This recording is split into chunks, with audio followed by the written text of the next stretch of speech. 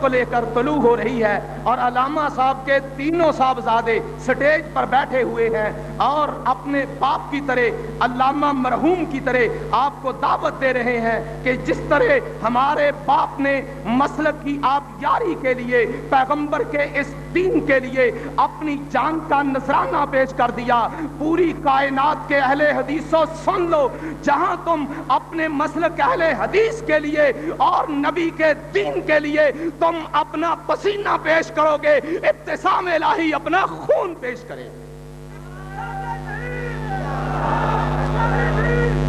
تو اس لیے میں بلا تاخیر دعوت دیتا ہوں، صاحبزادہ ابتسام الہی ظہیر آپ کے سامنے آتے ہیں اور اپنے خیالات کا اظہار فرماتے ہیں۔ نعرہ تکبیر۔ ساتھیوں، جب میں نعرہ لگاؤں تو آپ نے کہنا ہے ابتسام الہی ظہیر، شہید ملت کی تصویر، شہید ملت کی تصویر، للکار علامہ، للکار علامہ، افکار علامہ، افکار علامہ، صداقت علامہ، مسلک اہل حدیث، صاحبزادہ ابتسام الہی صاحب ظہیر، صاحبزادہ ابتسام الہی صاحب ظہیر، صاحبزادہ ابتسام الہی صاحب ظہیر، سرفراز سرفراز علماء اہل حدیث، صاحبزادہ ابتسام الہی صاحب ظہیر۔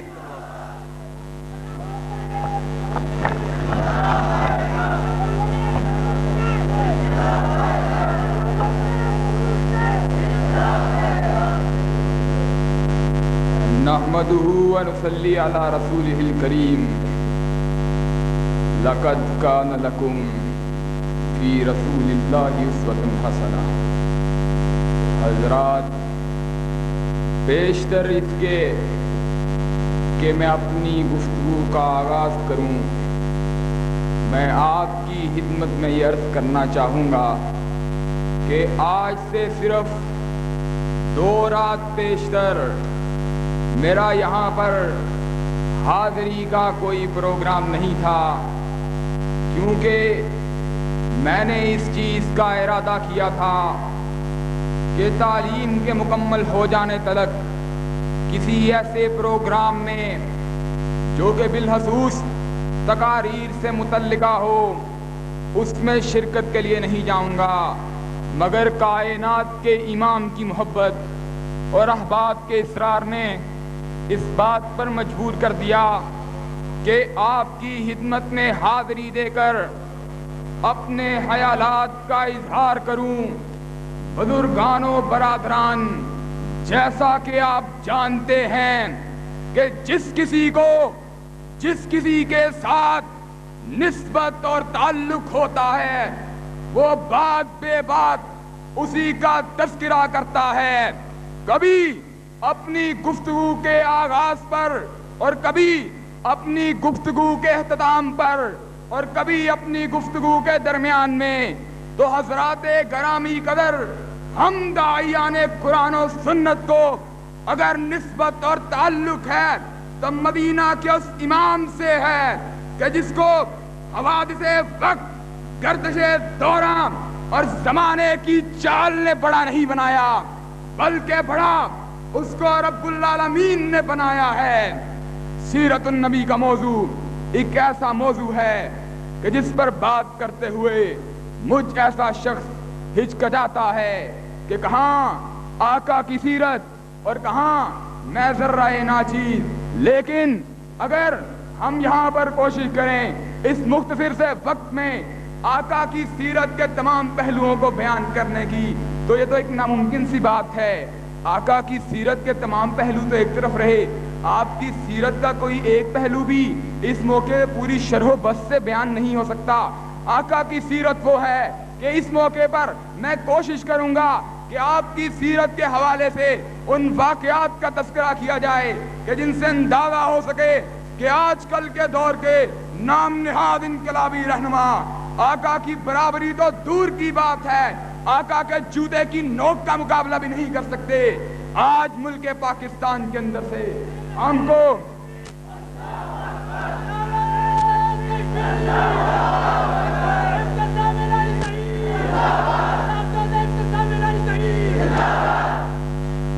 मुल्क पाकिस्तान में हम जिस तरफ देखते हैं,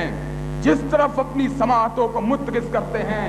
जिस तरफ अपने कानों को मुतवज्जे करते हैं, जिस तरफ नजरें करते हैं, हमको बुलाया जाता है कि आ जाओ हम तुम्हारे दुखों का मुदावा करेंगे, आ जाओ हम तुम्हारी मुश्किलात को समेट लेंगे, आ जाओ हम तुम्हारे दिल दर्द दूर कर देंगे। मगर कौम ने इन लोगों को आजमा लिया है। ये वो लोग हैं कि जब बेटियों की आबरू का तहफ़्फ़ुज़ का ऐलान करने वाले हैं, मगर मिल्लत ने मोहम्मद की बेटियों की आबरूओं को इन्हीं लुटेरों के हाथों से लुटते हुए देखा है। ये वो लोग हैं जो इस चीज का दावा करते हैं कि हम इस मुल्क से गुर्बत का खात्मा करेंगे, मगर गरीबों का लहू चूसने वाले गुर्बत का खात्मा नहीं कर सकते। मसाइब को दूर करने की बात करने वाले कौम को मसाइब की दलदल में धकेल रहे हैं। इनके अलावा कुछ वो लोग भी हैं जो निज़ाम इस्लाम का नारा लगाने वाले हैं, निज़ाम मुस्तफ़ा का प्रचार करने वाले हैं, मगर जब बात आती है निज़ाम इस्लाम की अमली हवालों से तो इनको साम सूंघ जाता है। मैं यहाँ पर इस बात का ऐलान करना चाहूंगा कि कोई शख्स जिसके ज़ाती कारोबार की बुनियाद कर्जे के उस निज़ाम पर हो कि जिस निज़ाम में मुलव्वस हर शख्स के बारे में रब्बुल आलमीन का अपने कलाम मजीद में ये इरशाद है, फ़अज़नू बिहर्बिम मिनल्लाहि व रसूलिही, कि ये वो शख्स है कि अल्लाह और उसके रसूल के खिलाफ ऐलान जंग करता है। ऐसा कोई शख्स इस मुल्क में इस्लाम को नाफिज नहीं कर सकता।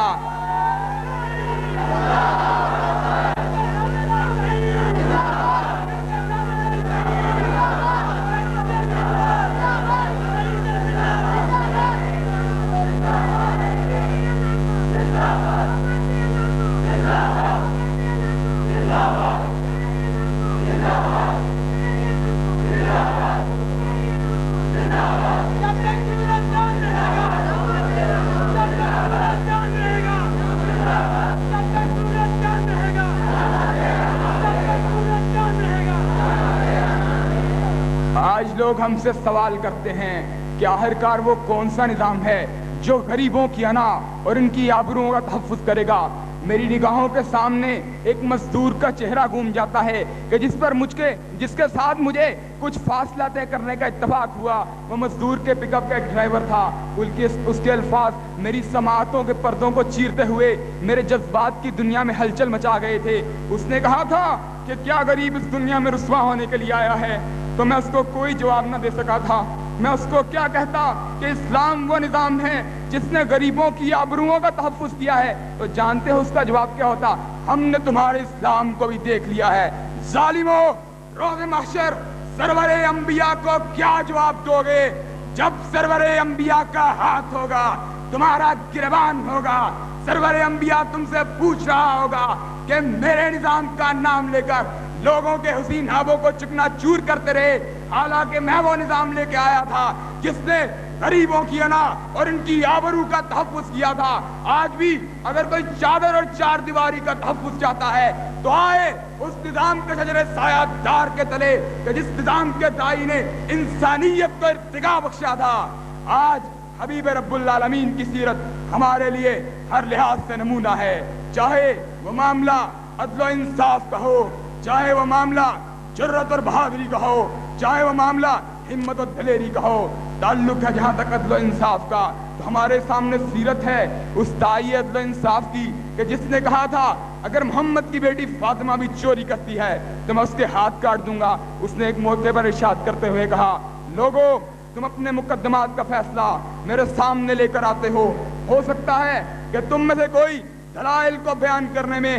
ज्यादा महारत रखता हो, ज्यादा चरब जुबान हो, और मैं दलाइल के ज़वाहिर को देखते हुए उसके हक में फैसले दे दूं। मगर याद रखो, अगर मैंने किसी मोमिन से उसका हक छीनकर किसी को दिया है तो मैंने उसको उसका हक नहीं दिया बल्कि जहन्नम का टुकड़ा दिया है। और आका का निज़ाम वो निज़ाम था कि आका ने अदल व इंसाफ के मीज़ान को कायम करते वक्त कभी इस चीज का ख्याल नहीं किया कि फरीकैन का मजहब क्या है, फरीकैन का मसलक क्या है। आका की सीरत से हमको ऐसे वाक़यात मिलते हैं कि आका ने मुसलमानों के मुकाबले में यहूदी के हक में फैसला किया हो। जहाँ तक ताल्लुक है रहमो करम का, तो आका तो वो था कि उससे ज्यादा रहीम और उससे ज्यादा करीम चश्मे फलक ने कभी नहीं देखा था।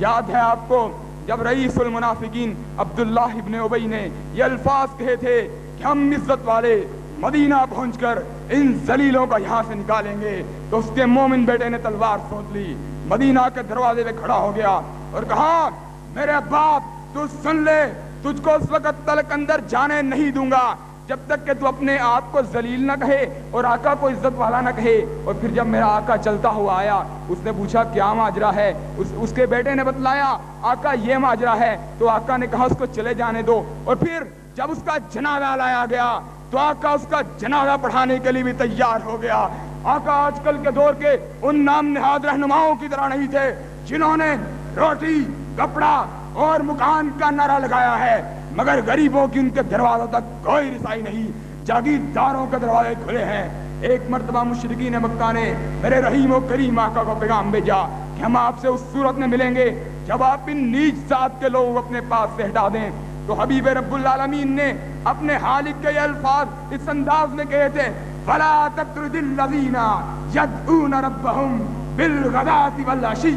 یریدون وجہہ. کیا حبیب رب العالمین کہہ دیجئے میرے خالق کو یہ بات گوارا نہیں ہے کہ میں ان لوگوں کو جو کہ دن رات میرا تذکرہ کرتے ہیں ان کو اپنی جگہ سے ہٹا دوں اور ان پر کافروں کو فوقیت دوں. آقا کی سیرت کا سب سے روشن پہلو یہ ہے کہ آقا نے کبھی کسی کی دل آزاری نہیں کی. اس نے کہا کسی محفل میں اگر 3 شخص بیٹھے ہوں تو 2 اشخاص کے لیے یہ بات روا نہیں ہے کہ وہ آپس میں سرگوشی میں بات کریں کہ اس سے تیسرے کو جذبات کو تکلیف ہوتی ہے, اور یہ تو بڑی معمولی سی بات ہے. آقا کو جس شہر سے ہجرت میں مجبور کیا گیا, وہ شہر کہ جس میں آقا پیدا ہوئے, وہ شہر کہ جس میں آقا نے یتیمی مراحل کو طے کیا تھا, وہ شہر کہ جس میں آقا نے لڑکپن کی بہاریں دیکھیں, پھر جب اسی شہر سے آقا کو ہجرت میں مجبور کیا گیا اور آقا جب فاتح کی حیثیت سے اسی شہر میں داخل ہوئے تھے تو آقا نے ان تمام لوگوں کو جنہوں نے میرے آقا کی راہ میں کانٹے بچھائے,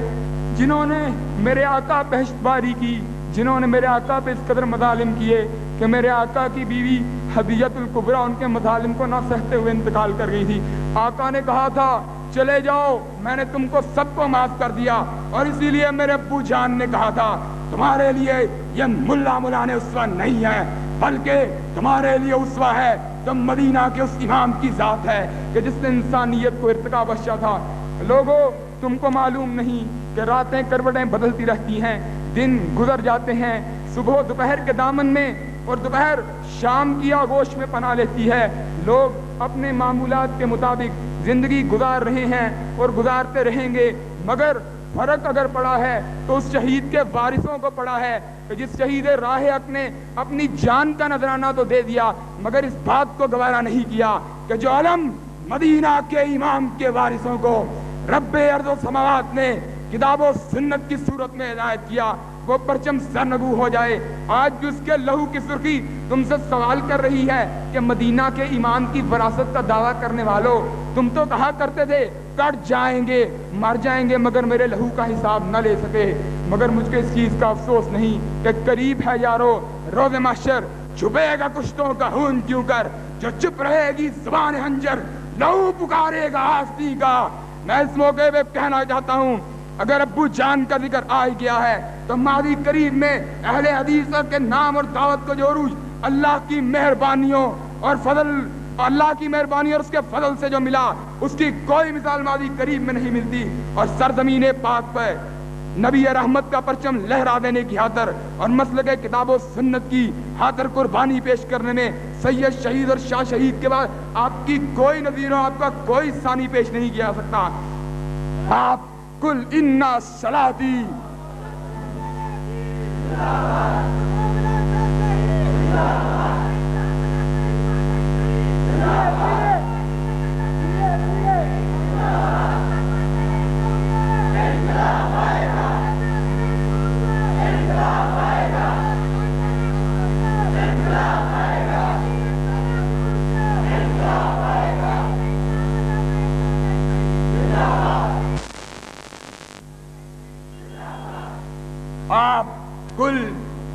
آپ کل انا صلاتی و نسکی و محیایا و مماتی للہ رب العالمین کی حقیقی تصویر تھے. آپ کا دور وہ سنہری دور تھا کہ آج خود کو اہل حدیث کہلانے والے ہر نئے دور پر اور ہر نئے موڑ پر ہر نئے بحران کا سامنا کرتے ہوئے علامہ شہید کو یاد کرتے ہوئے نظر آتے ہیں، مگر ہم کو علامہ شہید کی یاد، اس شخص کی یاد کہ جس کے بارے میں کسی شاعر نے کہا تھا کہ ناقد و وقت کی رفتار بدلنے کے لیے ناقد و وقت کی رفتار بدلنے کے لیے میں نے مجبور زبانوں کو نوا بخشی ہے، میں نے کچھ گلاہوں کی رعونت کا اڑایا ہے مزاق، اور میں نے تاریخ کے چہرے کو ضیاء بخشی ہے۔ اور کسی دوسرے شاعر نے کہا تھا وہ دولت جنوں کے زمانے سے اٹھ گئی، اس دولت جنوں کو سنبھالے ہوئے ہم، اس کی یاد ہم کو اس وقت تلک فائدہ نہیں دے سکتی جب تک کہ ہم اس کے الفاظ نہ دہرائیں، جب تک ہم اس کے الفاظ نہ بولیں، جب تک کہ ہم کانٹوں کی دھاروں پہ چلنا نہ سیکھیں، جب تک کہ ہم تلواروں کی دھاروں پہ رقص کرنا نہ سیکھیں، جب تک کہ ہم محمد عربی کی عظمت کی خاطر بندوقوں اور بموں کے سامنے کھڑا ہونا نہ سیکھیں۔ کہاں ہے وہ جذبہ، کہاں ہے وہ یکجہتی، کہاں ہے وہ اتحاد، کہاں ہے وہ سیاسی روب اور دبدبہ؟ مجھ کو ڈھونڈے نہیں ملتا، مگر میں مایوس نہیں، تم اپنے سینوں میں جذبہ تازہ رکھو، انشاءاللہ وقت آئے گا کہ جب یہ بجھتی ہوئی چنگاری ایک مرتبہ پھر بھڑک اٹھے گی اور کتاب و سنت کے مقابلے میں ہر ازم اور ہر فقہ کو جلا کر خاکستر کر دے گی۔ میں اپنے ساتھیوں سے پوچھنا چاہتا ہوں، اپنے سینوں میں وہ ولولہ تازہ زندہ رکھو گے؟ اپنے سینوں میں وہ ولولہ تازہ زندہ رکھو گے؟ اپنے سینوں میں وہ ولولہ تازہ زندہ رکھو گے؟ اللہ سے دعا ہے اللہ ہم کو ہمارے ارادوں میں کامیاب فرمائے۔ واحد دعوانا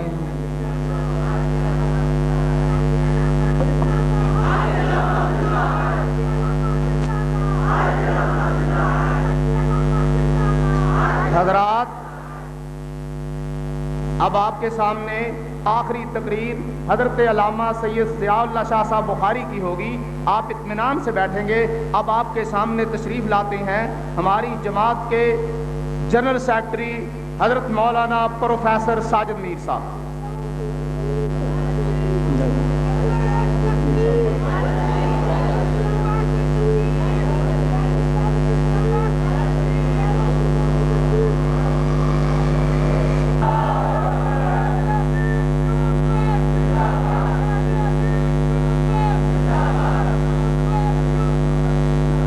آپ کے علم میں ہے کہ جب اہل حدیث جاگے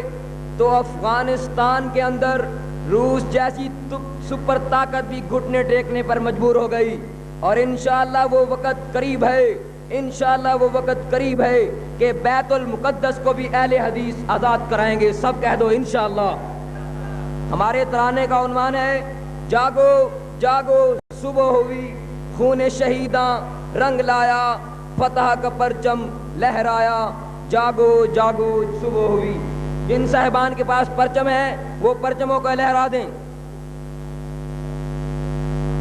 آپ بھی ہمارے ساتھ تھوڑا تھوڑا پڑھتے جائیں۔ جاگو جاگو صبح ہوئی،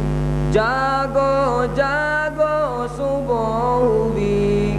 خون شہیداں رنگ لایا، فتح کا پرچم لہرایا، جاگو جاگو صبح ہوئی، جاگو جاگو صبح ہوئی، خون شہیداں رنگ لایا، فتح کا پرچم لہرایا، جاگو جاگو صبح ہوئی، جاگو جاگو صبح ہوئی، روسی سازر گیت گئے، ہجرت کے دن بیت گئے، روسی سازر گیت گئے،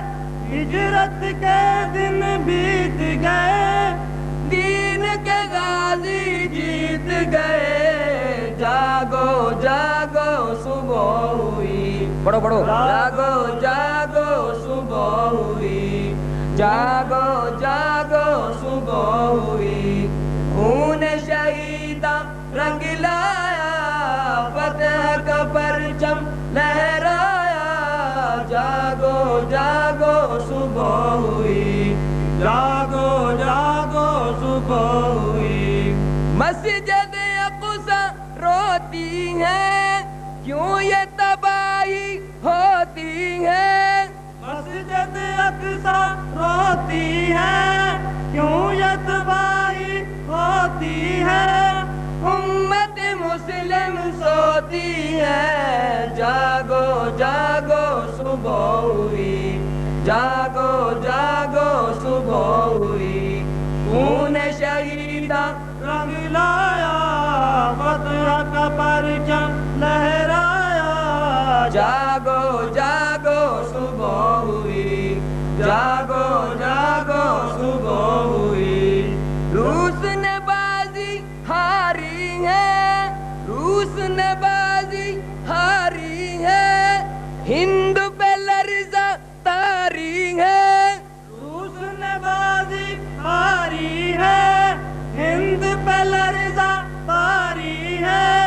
اب کشمیر کی باری ہے، جاگو جاگو صبح ہوئی، جاگو جاگو صبح ہوئی، خون شہیدہ رنگ لایا، فتح کا پرچم لہرایا، جاگو جاگو صبح ہوئی، جاگو جاگو صبح ہوئی، روس کے چکے چھوٹ گئے، روس کے چکے چھوٹ گئے، سرخ غبارے پھوٹ گئے، روس کے چکے چھوٹ گئے، سرخ غبارے پھوٹ گئے، ظلم کے بندر ٹوٹ گئے، جاگو جاگو صبح ہوئی، جاگو جاگو صبح ہوئی، خون شہیدہ رنگ لایا، فتح کا پرچم لہرایا، جاگو جاگو صبح ہوئی، جاگو جاگو صبح ہوئی، علم یہود کھاڑیں گے، علم یہود کھاڑیں گے، کفر کے پردے پھاڑیں گے، علم یہود کھاڑیں گے، کفر کے پردے پھاڑیں گے، دین کے جھنڈے گاڑیں گے، جاگو جاگو صبح ہوئی، جاگو جاگو صبح ہوئی، خون شہیدہ رنگ لایا، فتح کا پرچم لہرایا، جاگو جاگو صبح ہوئی، جاگو جاگو صبح ہوئی، جاگو اٹھو اہل کشمیر، جاگو اٹھو اہل کشمیر، لے کر ہاتھوں میں شمشیر، جاگو اٹھو اہل کشمیر، لے کر ہاتھوں میں شمشیر، بدلو جموں کی تقدیر، جاگو جاگو صبح ہوئی، جاگو جاگو صبح ہوئی، جاگو جاگو صبح ہوئی، خون شہیدہ رنگ لایا، فتح کا پرچم لہرایا، جاگو جاگو صبح ہوئی، جاگو جاگو صبح ہوئی، جاگو جاگو صبح ہوئی، جاگو جاگو صبح ہوئی، جاگتے ہی رہنا۔ حضرت علامہ احسان الہی ظہیر کی تصویر حضرت مولانا پروفیسر ساجد میر صاحب آپ کے سامنے خطاب فرمائیں گے۔ پروفیسر صاحب کی آمد سے پہلے دو چار ذرا جاندار نعرے لگا لیں، جو دوست سوئے ہوئے ہیں بیدار ہو جائیں، جو بیدار ہیں ذرا ہوشیار ہو جائیں۔ نعرہ تکبیر، اللہ اکبر، نعرہ تکبیر، اللہ اکبر، نعرہ تکبیر، اللہ اکبر، مسلک اہل حدیث، زندہ باد، مسلک اہل حدیث، زندہ باد، جمعیت اہل حدیث، زندہ باد، اہل حدیث یوتھ فورس، زندہ باد، اہل حدیث یوتھ فورس، زندہ باد، پروفیسر ساجد میر صاحب، پروفیسر ساجد میر صاحب، زندہ باد، حضرت مولانا پروفیسر ساجد میر صاحب۔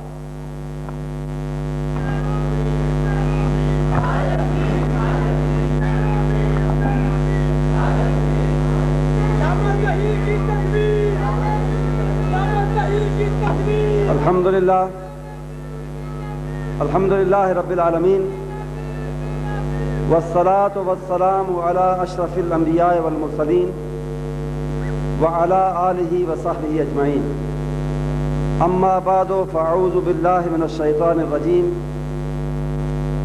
ان کل من فی السماوات والارض الا آتی الرحمن عبدا صدق اللہ مولانا العظیم۔ معزز علماء کرام، ساتھیوں، دوستوں، عزیزوں اور بزرگوں، ابھی آپ نے ہمارے عزیز بیٹے ابتسام الہی ظہیر کا خطاب سنا، اور اس سے پہلے محترم جناب قاری عبدالوکیل صاحب صدیقی، ان کا ولولہ انگیز خطاب بھی آپ نے سنا۔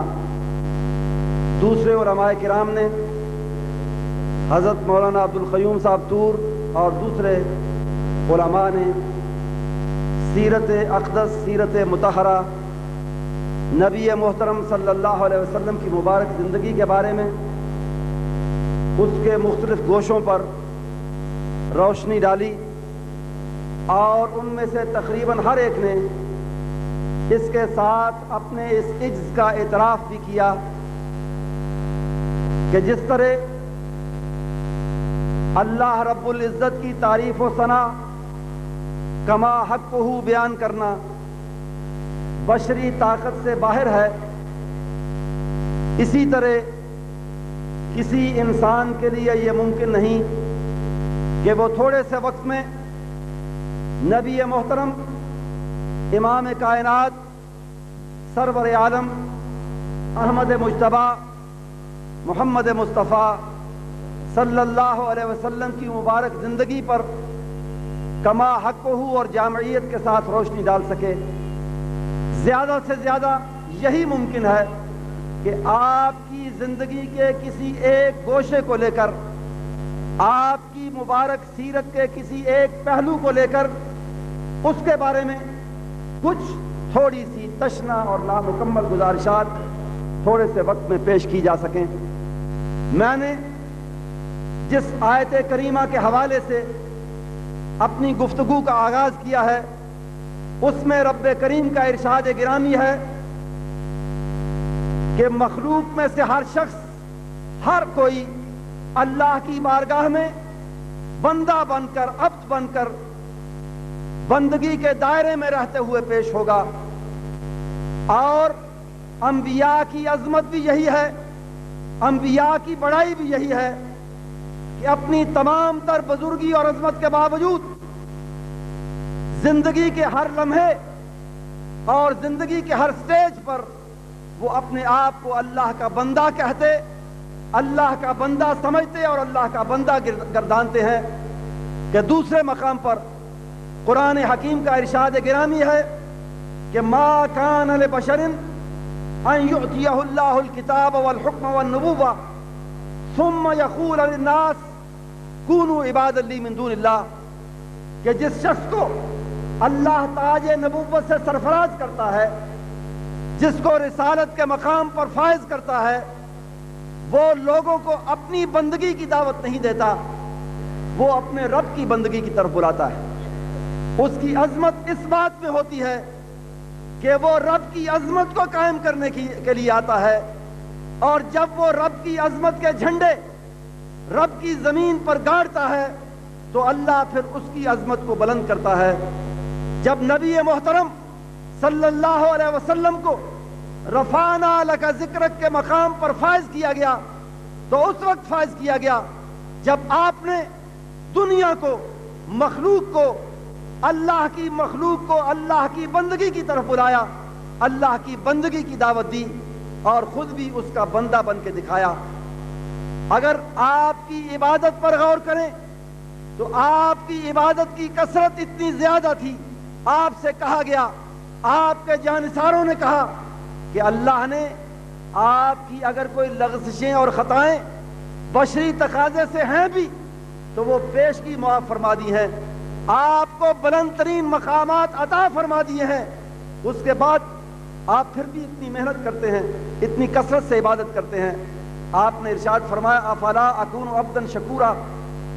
اگر اللہ نے مجھ پر انعامات کیے ہیں تو میرا یہ فرض بنتا ہے کہ میں اس کی بارگاہ میں اور زیادہ جھک جاؤں، اور زیادہ عبدیت اور بندگی کا اظہار کروں۔ اور یہی بندگی کا وہ اظہار تھا جسے آپ نے اپنے عین عروج کے وقت میں کیا۔ میرے نزدیک آپ کی مبارک زندگی میں عروج کے، کامیابی کے، سربلندی کے، سرفرازی کے، غلبے کے، فتح کے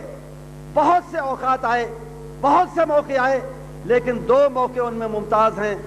دنیاوی طور پر آپ کے غلبے کا، آپ کی سرفرازی کا، آپ کی کامیابی کا، آپ کی سربلندی کا سب سے اونچا، سب سے قیمتی، سب سے عظیم دن وہ تھا جب فاتحانہ شان سے اللہ نے آپ کو مکے میں داخل کیا، اور اس وقت آپ کی نفرت کی کیفیت یہ تھی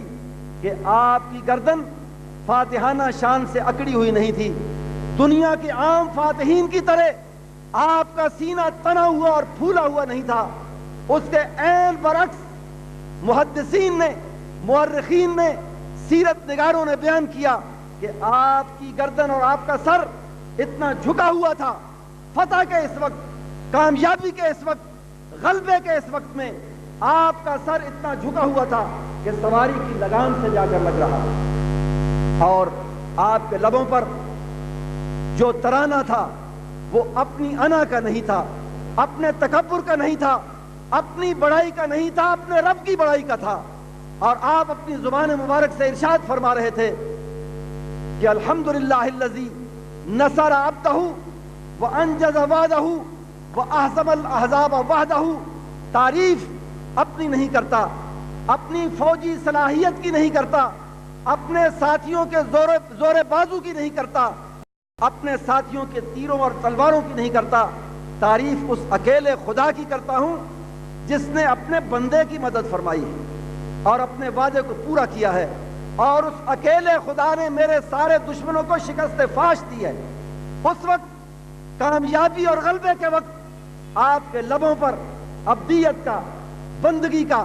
عجز کا ترانہ تھا، عجز کا اعتراف تھا، تکبر سے دور تھے۔ اسی طرح آپ کی زندگی میں عروج اور کامیابی کا، سرفرازی کا دوسرا عظیم ترین موقع جو آیا اسے ہم معراج کے واقعہ سے یاد کرتے ہیں، اور جب اس واقعہ کا ذکر قرآن پاک کے اندر آیا تو انہی الفاظ میں آیا کہ سبحان الذی اسریٰ بعبدہ، اللہ پاک ہے، ساری قوتوں کا مالک ہے، ہر عیب اور ہر نقص سے پاک ہے، وہی اپنے بندے کو اسراء اور معراج کے سفر پر لے کر گیا۔ عروج کے وقت میں، کامیابی کے وقت میں، غلبے کے وقت میں آپ نے اپنی بندگی کو، اپنی عبدیت کو فراموش نہیں کیا، اور یہی آپ کی سب سے بڑی عظمت ہے جس کے بدلے میں اللہ نے فرمایا کہ رفعنا لک ذکرک، اے حبیب کریم صلی اللہ علیہ وسلم، آپ نے ہماری عظمت کے جھنڈے گاڑے، آپ نے ہمارے نام کو بلند کیا،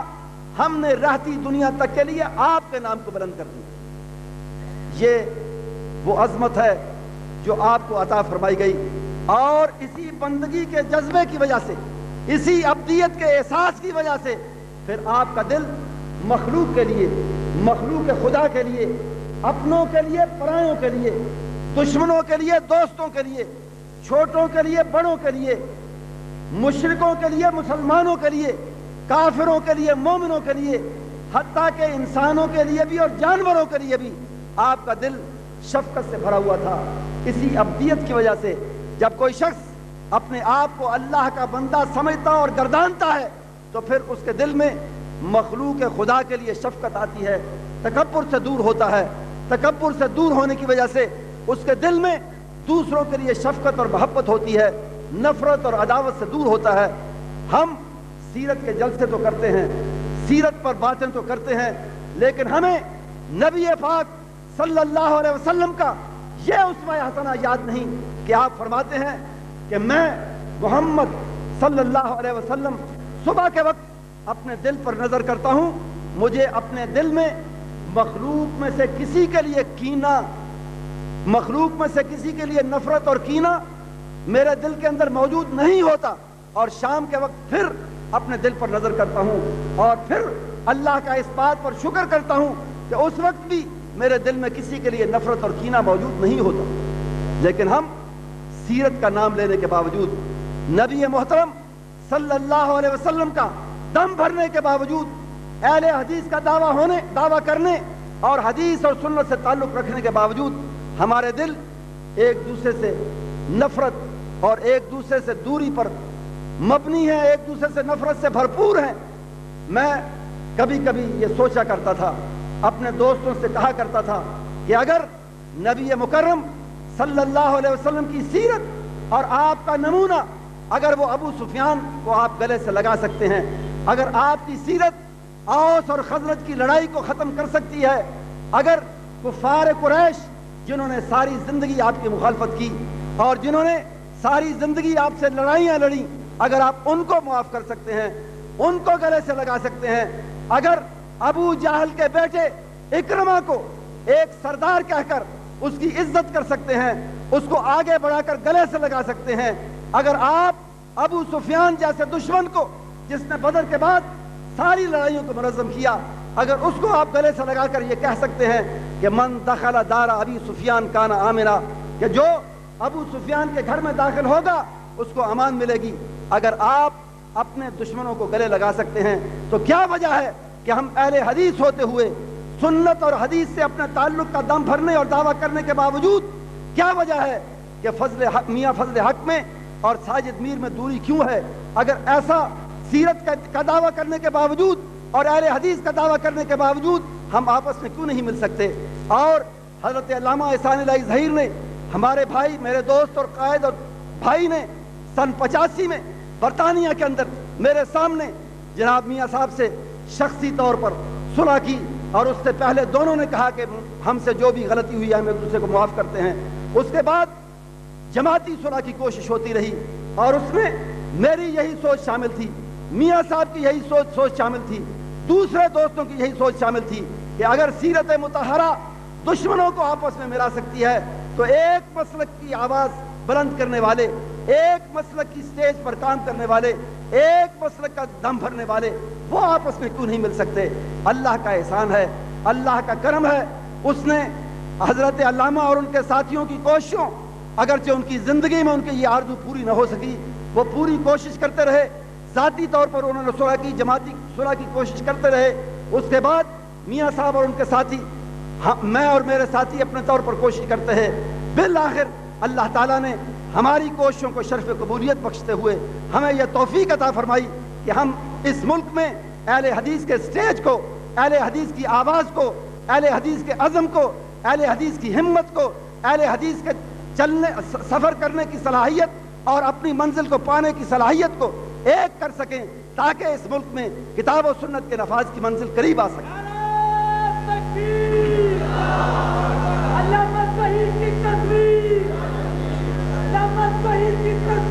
ہم نے اللہ کے فضل سے، اللہ کے احسان سے ہم نے اس سلسلے میں اپنی ذمہ داری کو پورا کیا ہے اور یہ سفر کا آغاز ہے۔ انشاءاللہ العزیز اگر اللہ کا فضل شامل حال رہا، اور مجھے یقین ہے کہ شامل حال ہوگا، اس لیے کہ ہم نے اللہ کے اس فرمان کو سامنے رکھ کر ہم ایک دوسرے کے قریب ہوئے کہ الصلح خیر، اللہ نے فرمایا تھا کہ صلح میں برکت ہے، صلح میں خیر ہے۔ اس فرمان اقدس کو سامنے رکھتے ہوئے ہم اکٹھے ہوئے، اس لیے مجھے یقین ہے کہ انشاءاللہ اللہ کا فضل و کرم ہمارے شامل حال ہوگا، اور اگر اللہ کا فضل و کرم ہمارے اس یقین کے مطابق شامل حال رہا اور آپ نے بھی اپنی ذمہ داریاں پوری کی، آپ کی ذمہ داریاں بھی ہیں، صرف قیادت کی ذمہ داریاں نہیں ہیں۔ آج تک اس جماعت میں بالعموم یہ سوچ رہی ہے کہ جن 2 یا 4 یا 5 یا 10 آدمیوں کو ہم قیادت کے لیے مقرر کرتے ہیں، 2 4 5 10 سال کے لیے یہ ان کا کام ہے کہ وہ جماعت کو چلاتے رہیں، ہمارا کام صرف ان کے گلے میں رسا ڈالنا، صرف انہیں گریبان سے پکڑ کر کھینچنا اور صرف ان سے سوال کرنا ہے کہ تم نے یہ کام اس طرح کیوں کیا اور اس طرح کیوں نہیں کیا۔ جماعتیں اس طرح نہیں چلتی، جماعتیں اس وقت چلتی ہیں جب قیادت اپنی ذمہ داری محسوس کرے اور افراد اپنی ذمہ داری محسوس کریں۔ جب تک اس جماعت میں احساس ذمہ داری پیدا نہیں ہوگا، جب تک اس جماعت میں مرکز کے ساتھ صحیح معنوں میں وابستگی پیدا نہیں ہوگی، جب تک آپ مالی اور جانی اور افرادی ایثار کے لیے تیار نہیں ہوں گے، اس وقت تک یہ جماعت ترقی نہیں کرے گی۔ کیا میں یہ توقع رکھ سکتا ہوں کہ آئندہ انشاءاللہ اگر آپ ہم سے قیادت کی ذمہ داریاں نبھانے کی توقع رکھیں تو کیا میں آپ سے بھی توقع رکھ سکتا ہوں کہ آپ اپنی ذمہ داریوں کو پوری کریں گے؟ انشاءاللہ مرکز کے ساتھ، جماعت کے ساتھ صحیح معنوں میں وابستگی اختیار کریں اور مالی ایثار کے لیے تیار ہوں، وقت دینے کے لیے تیار ہوں، مقامی یونٹوں کو مضبوط کریں۔ ضلعی اور شہری جماعتیں جتنی منظم ہوں گی، جتنی مضبوط ہوں گی، جتنی مربوط ہوں گی، مرکز اتنا ہی مربوط ہوگا۔ اب تک ہمارے ذہن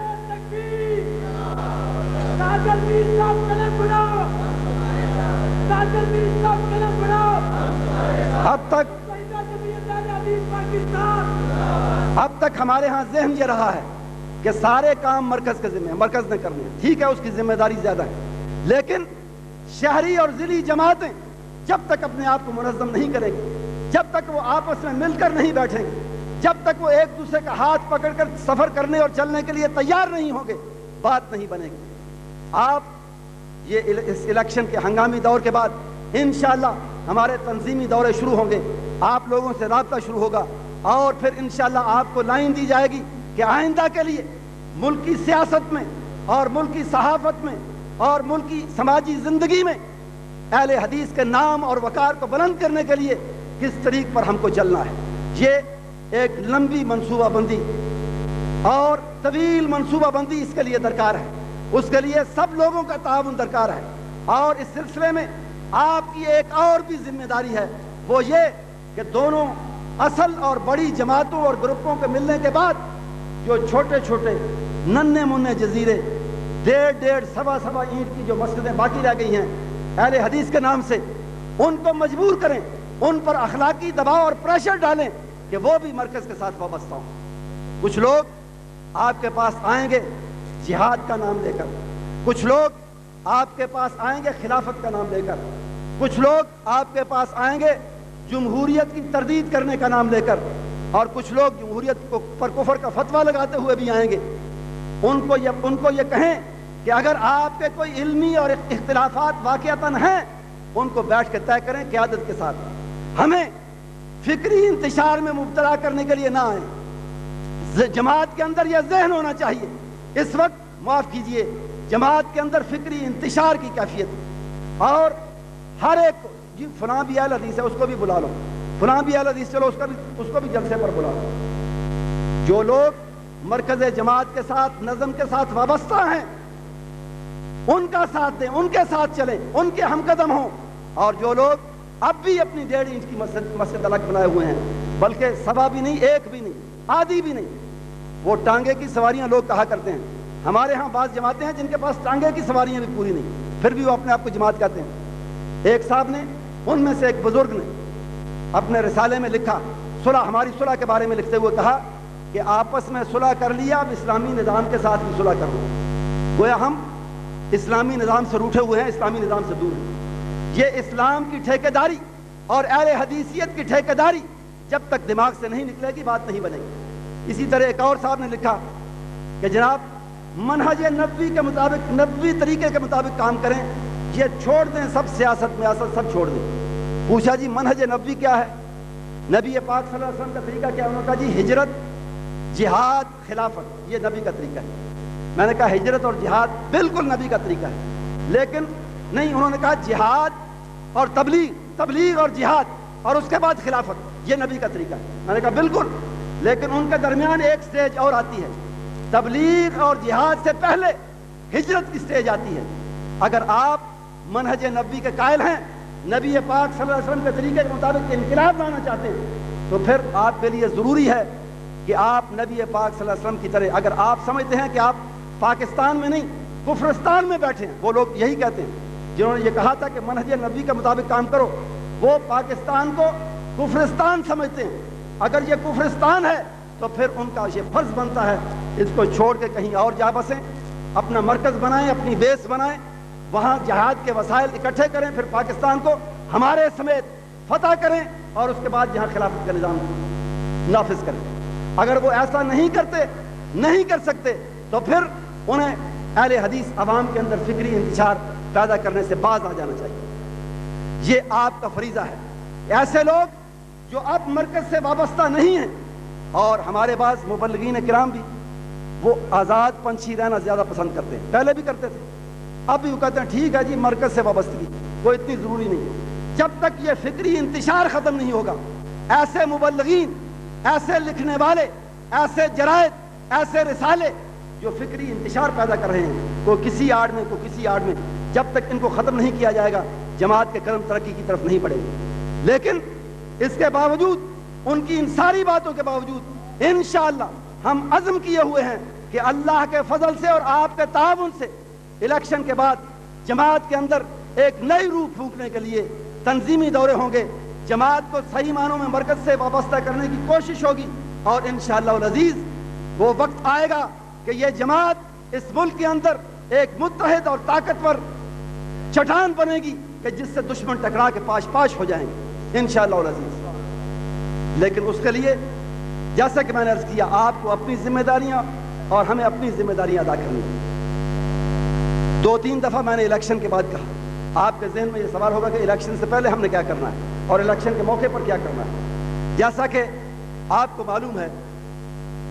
مرکزی جمعیت اہل حدیث اسلامی جمہوری اتحاد کے ساتھ شامل تھی, اسلامی جمہوری اتحاد کا ایک حصہ تھی,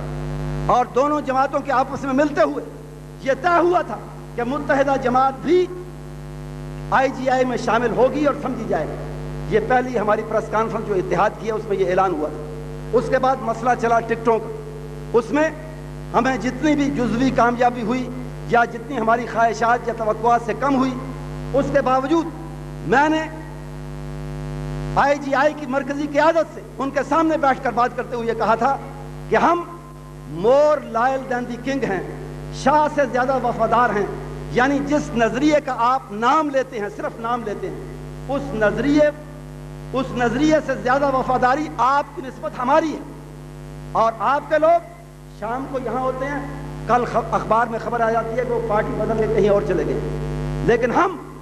آپ سے زیادہ اس نظریے کے وفادار ہیں. ہم جانتے ہیں کہ آپ صرف نام کی حد تک اس نظریے کو استعمال کرتے ہیں, لیکن ہمارے سامنے چوائس اور انتخاب محدود ہے. ایک طرف وہ لوگ ہیں جو کھلم کھلا حدود اللہ کا مذاق اڑاتے رہے, ایک طرف وہ لوگ ہیں جو شاعر اسلام کی, شاعر دین کی توہین کرتے رہے, اور دوسری طرف وہ لوگ ہیں جن کا عمل اپنی جگہ پہ ہے لیکن کم از کم وہ اسلام کا نام لیتے ہیں اور کم از کم سیکولرزم اور بے دینی اور لادینی کے ظاہراً مخالف ہیں. ہمارے سامنے یہ چوائس ہے. ایک طرف عورت کی حکمرانی کا چوائس ہے جس کے بارے میں نبی محترم صلی اللہ علیہ وسلم نے صاف کہہ دیا کہ کبھی وہ قوم فلاح نہیں پا سکتی جو عورت کو اپنا سربراہ بنائے. اور ہم نے 20 مہینوں کی اس مدت میں دیکھا کہ نبی کا فرمان درست ہے. نبی محترم صلی اللہ علیہ وسلم نے درست فرمایا ہے کہ اس دور میں کرپشن جتنی بڑی, اس دور میں جس طرح کشمیر کے سودے ہوئے, اس دور میں جس طرح جہاد افغانستان کو سبوتاج کیا گیا, اس دور میں مہنگائی جس طرح بڑی, اس دور میں شرفاء کی پگڑیاں جس طرح اچھالی گئیں, اس دور میں بدامنی اور بے امنی کا جس طرح دورہ ہوا, اس نے نبی اکرم صلی اللہ علیہ وسلم کے اس فرمان پر مہر تصدیق ثبت کر دی ہے کہ عورت کی حکمرانی میں خیر نہیں ہے اور وہ قوم کبھی فلاح نہیں پا سکتی جو عورت کو حکمران بنائے. اس نسبت سے, عورت کی حکمرانی کی مخالفت کی وجہ سے اور نظریہ اسلام سے IGI والوں کے قائدین سے زیادہ وابستگی کی وجہ سے ہم نے ناانصافی کے باوجود یہ فیصلہ کیا کہ ہم IGI کے کینڈیڈیٹس کی اس انتخاب میں حمایت کریں گے. اور اس بات کو جماعت نے اپنے کئی اجلاسوں میں اچھی طرح غور و خوض کے بعد اپنے ڈیمانڈز اور اپنے مطالبات جو اس سلسلے میں ٹکٹوں کے سلسلے میں تھے ان کو پورے زور سے پیش کرنے اور ان کے لیے لڑنے کے بعد ہم نے یہ طے کیا کہ ہم IGI کی حمایت تو کریں گے, لیکن اس کا یہ مطلب ہی نہیں کہ صرف اسی تنخواہ پر کام کرتے رہیں گے. وہ ہمیں اہمیت دیں یا نہ دیں, ہم اس تنخواہ پر کام کرتے رہیں گے. میں نے نواز شریف صاحب اور دوسری قیادت سے کہا تھا کہ اگر آپ ہمارے ساتھ صحیح معنوں میں انصاف کرتے تو پھر ہم پوری خوش دلی کے ساتھ پوری کمپین میں آپ کے ساتھ چلتے اور اپنے ووٹرز کے ووٹ پوری طرح آپ کی جھولی میں ڈالتے. ہم اب بھی اپنے ووٹرز کو نظریہ کی خاطر, ایک اصول کی خاطر یہی کہیں گے کہ وہ IGI کی حمایت کریں, لیکن وہ خوش دلی کی بات اور پوری کمپین میں چلنے کی بات یہ اس وقت ممکن ہوتی جب آپ ہمیں ہمارا حق دیتے. انہوں نے اس سے اتفاق کیا, لیکن ساتھ ہی کہا کہ ہم نے ایک اصول بنایا ہے, غلط یا صحیح اس سے پہلے بن چکا ہے. ہمارے ان ڈیمانڈ سے پہلے, مطالبات سے پہلے اور IGI میں اپنا موقف پیش کرنے سے پہلے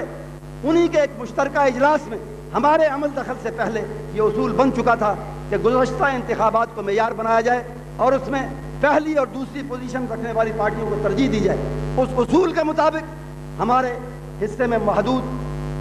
چیز ہی آتی تھی، اور اس اصول کے مطابق اگرچہ اس اصول پر ہم نے بحث کی اور کہا کہ اس کا یہ درست اصول نہیں ہے، اور یہ بھی بتایا کہ اس کی خلاف ورزی بھی ایک آدھ کیس میں ہوئی ہے، لیکن بالعموم چونکہ یہ اصول بن چکا تھا اس لیے اس کے مطابق فیصلے ہوئے، اور اس کے باوجود ہم نے طے کیا کہ اگرچہ کمپین میں شاید اس انداز میں ہم خوش دلی کے ساتھ نہ چل سکیں، لیکن نظریہ اور اصول کی خاطر اپنے ووٹرز کو یہی کہیں گے کہ IGI کو کم از کم پیپلز پارٹی کے مقابلے میں ہر لحاظ سے ترجیح دی جائے۔ دوسری بات، جناب میاں فضل حق صاحب 3-4 روز سے سفر پر تھے اسلام آباد بالا کوٹ جماعتی سلسلے میں، اور کچھ ضروری مسائل کے لیے انہیں جانا تھا۔ آج بھی جب وہ آئے تو آتے ہی یہ وحشتناک خبر ملی کہ جناب صوفی احمد دین صاحب کی طبیعت خراب ہے۔ ان کے لیے خلوص دل سے دعا فرمائیں کہ اللہ تعالیٰ ان کو صحت کاملہ اور عاجلہ عطا فرمائے۔ اور اسی وجہ سے، کچھ اس پریشانی کی وجہ سے، کچھ پہلے سفر کی وجہ سے میاں صاحب زیادہ وقت نہیں بیٹھ سکے، اور انہوں نے مجھے فرمایا تھا کہ میں ان کی طرف سے آپ کو یہ پیغام دے دوں کہ ہم نے ساری مشکلات اور ساری پریشانیوں اور ساری کوششوں کے بعد اور ان کے باوجود یہی طے کیا ہے کہ ہم بالعموم IGI کی حمایت کریں گے تمام حلقوں کے اندر، اور اسی کے امیدواروں کے حق میں اپنے ووٹوں کو استعمال کریں گے۔ دوسری بات جو انہوں نے تاکیداً فرمائی اور جو ویسے بھی میں کرنا چاہتا تھا، وہ حرمت حرمین کے سلسلے میں، اگرچہ یہ کانفرنس سیرت النبی علیہ الصلاۃ والتسلیم کے حوالے سے ہو رہی ہے، لیکن یہ بات ضروری ہے کہ ہم اپنے اس اجلاس کو اپنے اسٹیج کے ذریعے اس اجلاس میں برادر ملک سعودی عرب سے اور اپنے برادر ملک کویت سے یکجہتی کا اظہار اور اعلان کریں، اور جو ظلم ان کویت پر ہوا ہے اور جس ظلم کا ارادہ سعودی عرب کے ساتھ کیا گیا تھا اس کی پرزور مذمت کریں۔ میں نے پہلے بھی کہا ہے، کچھ لوگ سعودی عرب کی دفاعی پالیسی پر اعتراض کرتے ہیں کہ انہوں نے غیر ملکی فوجوں کو دعوت کیوں دی۔ سوچنا یہ ہے کہ ایسا کیوں ہوا، ایسا مجبوراً ہوا، اور اس پر مجبور صدام حسین نے کیا، اس کی ساری ذمہ داری عراق پر عائد ہوتی ہے۔ اور یہ بات بھی یاد رکھنے کی ہے کہ سعودی عرب نے مشکل کے ہر وقت میں ہمارا ساتھ دیا ہے۔ 65 کی جنگ میں اس نے ہم سے یہ نہیں پوچھا تھا۔ آج کچھ لوگ سعودی عرب کے جو دل سے دشمن ہیں وہ آڑ بنا کر، کوئی بہانہ بنا کر اعتراض کرتے ہیں کہ جی انہوں نے اپنے دفاع کی تیاری نہیں کی تھی، یہ ان کی غلطی ہے۔ میں انہیں یہ کہا کرتا ہوں، میں ان سے یہ کہتا ہوں کہ 65 کی لڑائی میں ہماری مدد کرتے ہوئے سعودی عرب نے ہم سے یہ سوال نہیں کیا تھا کہ جناب آپ نے کشمیر میں چھیڑ چھاڑ کرتے ہوئے یا حریت پسندوں کی مدد کرنے سے پہلے اپنے انٹرنیشنل بارڈرز کو، اپنی عالمی سرحد کو محفوظ کیوں نہیں کیا تھا، آپ نے اپنے دفاع کا مناسب انتظام کیوں نہیں کیا تھا۔ سعودی عرب نے ہم سے یہ سوال نہیں کیا، انہوں نے کھل کر ہماری امداد کی۔ 71 کی لڑائی میں اور اس لڑائی کے بعد ہم نے بنگلہ دیش کو تسلیم کر لیا، لیکن سعودی عرب دنیا کا وہ ملک تھا جس نے 74 تک بنگلہ دیش کو تسلیم نہیں کیا۔ اور اسی فیصل آباد کے ٹاؤن ہال میں آپ مولانا سید عبد القادر صاحب آزاد سے سن چکے ہیں، جو لوگ وہاں موجود تھے، کہ جب علماء کا ایک وفد بھٹو کے کہنے پر شاہ فیصل شہید سے ملا اور ان سے یہ کہا کہ آپ بنگلہ دیش کو تسلیم کر لیں، تو شاہ شہید نے فرمایا اگر یہ کسی ملک کا ٹوٹنا ہوتا، کسی ملک کا ٹوٹنا ہوتا تو میں اسے قبول اور برداشت کر لیتا، مگر دوستو یہ ملک کا ٹوٹنا نہیں ہے، یہ تو کلمے کا ٹوٹنا ہے، اس لیے میں اسے قبول کرنے اور برداشت کرنے کے لیے تیار نہیں ہوں۔ تمہارے اوپر یہ واردات گزری ہے، تم قبول کر لو، میرا دل اسے قبول نہیں کرتا، اس لیے کہ کلمہ اسلام لا الہ الا اللہ محمد رسول اللہ صلی اللہ علیہ وسلم پر اس ملک کی بنیاد رکھی گئی تھی، اور جس ملک کی بنیاد کلمے پر رکھی گئی اس ملک کا ٹوٹنا میرے نزدیک کلمے کا ٹوٹنا ہے۔ اور پھر شاہ شہید نے یہ بھی فرمایا، جاؤ مجیب الرحمان سے کہو کہ میں اس کے صوبے مشرقی پاکستان کی ایک ایک انچ زمین کی قیمت دینے کے لیے تیار ہوں، اور اس صوبے کا آئندہ 10 سال کے لیے بجٹ دینے کے لیے تیار ہوں، ایک ہی شرط ہے کہ اس صوبے کو پھر سے پاکستان کا حصہ بنا دیں، ایک ہی شرط۔ جو ہم سے زیادہ پاکستانی تھے اور ہیں، جو ہم سے زیادہ پاکستان سے محبت کرنے والے تھے اور ہیں، اگر ان پر آزمائش کی تکلیف اور مصیبت کی گھڑی آئی ہے تو ہم ان کی اخلاقی امداد کیوں نہ کریں، ہمارا یہ فرض بنتا ہے۔ اگلے روز سیالکوٹ میں جلسہ تھا. ہمارے ایک وفاقی وزیر اور ایک MNA جو پہلے تھے اتفاق سے کالج کے زمانے کے میرے شاگرد بھی ہیں, بہرحال کسی نسبت سے وہ بھی آئے, اور انہوں نے ان میں سے ایک صاحب نے برسر جلسہ کہا کہ جناب یہ اربوں نے اپنے روپے یہودی بینکوں میں رکھے ہوئے. مجھ سے پہلے ان کی تقریر تھی. میں نے ان سے کہا کہ جب ہم نے F-16 اپنے فضاؤں کا تحفظ کرنے کے لیے,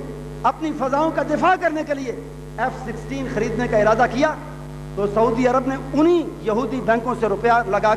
نکال کر ہمارے قدموں میں ڈھیر کیا تھا, انہی یہودی بینکوں سے لے کر. اس لیے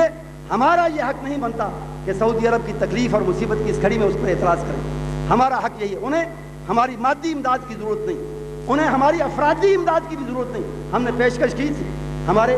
شاہ صاحب نے یوتھ فورس کی طرف سے پیشکش کی تھی, ہم نے جمعیت کی طرف سے پیشکش کی تھی, مگر انہوں نے شکریہ سے